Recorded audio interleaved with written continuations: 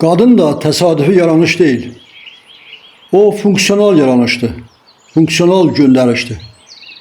Söhbət onun zahiri görkəmində, gözəlliyində, çirkinliyində, çox danışmağında, az danışmağında, məhkirliyində və s. xüsusiyyətində deyil.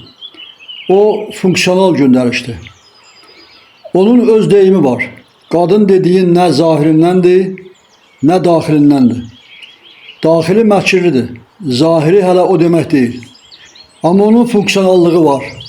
Amma elə kişilər də vardır ki, qadınlardan da məhkirlidir. O lap pisdir. O dəhşətdir. Dəhşət demək azdır. O qaranlıqların qaranlıq gətirənidir. Bir var müqəddəsliyini dərk etmir. Bir də var ki, xameleon kimi min sifəti var. Öz sifəti yoxdur. Onda o dəhşətdir. Elə qadın da var ki, çox belə, bax, elə qadın da var ki, cəm yaranış varlıqları içərisində görürsən ki, bundan yoxdur. Bundan yoxdur olan o qadının sonluğu bilirsən nədir? Deyir ki, qayıdır, yer dində desək cənnətə və sonra da icraçılığa keçə bilir. Bax, o icraçıların içərisində qadın icraçıları da çoxdur. Təsəvvür edirsən, tək kişi icraçıları deyil, onların içərisində bilirsən nə qədər qadın icraçıları var. Kişi icraçıları həddindən artıq tələbkardılar.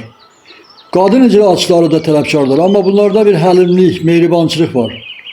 Buna rəhim demək olmaz, çünki rəhimli böyük yaradanın özüdür, rəhimlilik ondadır.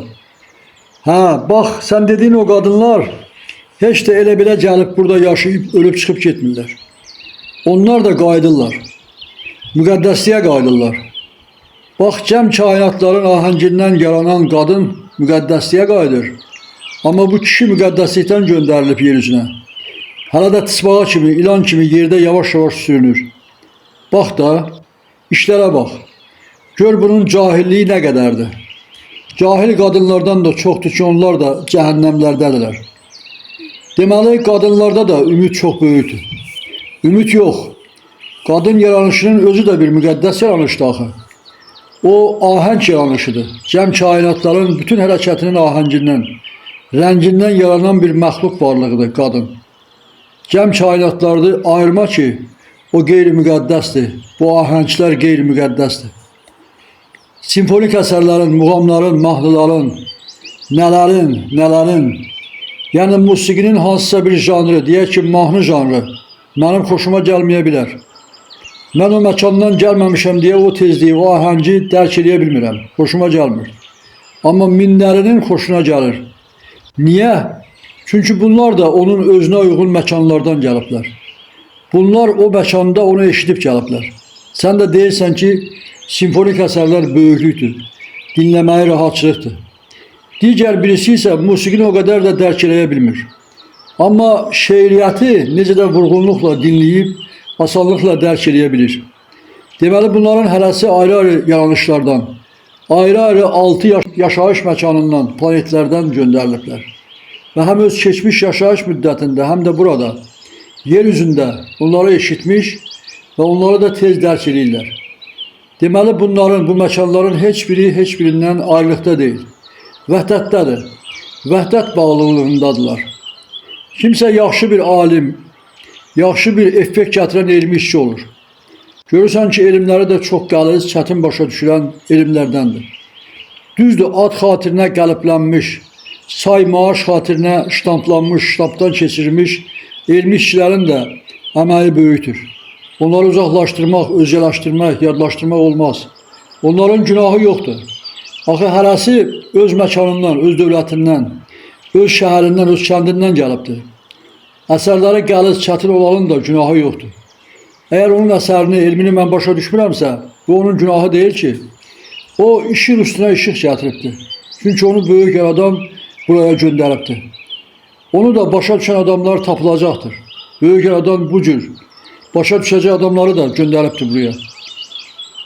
Tutaq ki, mənim öz məhəlləmizdən bir-birimizə xoş gələn, bir-birimizə mehribançılıqda olan 5-6 adamla yığışıb gedirik başqa bir məhəlləyə, başqa bir kəndə. Buradakı adamlara baxırıq. Onlar da yaranışdır. Onların da əhəmiyyəti başqa sahələrdə böyükdür. Aslında onlar bizdən, biz də onlardan bəhrələnirik.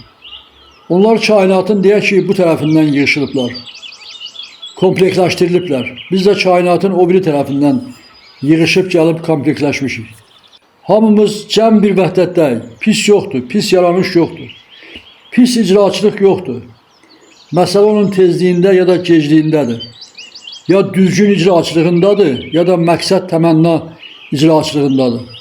Düzgünlük daha rahatçılıqdır. Əsl məqsəd tez dərk edib, tez də böyük yaradanına qayıtmaqdır. Bundan ötürü onu döymək, təhqir etmək, qılıçdan keçirmək, güllə qabağına qoymaq lazım deyil ki, əgər bacarırsan, işığın yolunu göstər, kömək elə, anlasın, paklansın, müqəddəsləşsin, öz işığına istiqamətlənsin, böyük yaradanına qovuşsun. Canı da təkrar dövlü yaranışdan tez qutarsın. Nəysə, qardaş, belə bir işlər.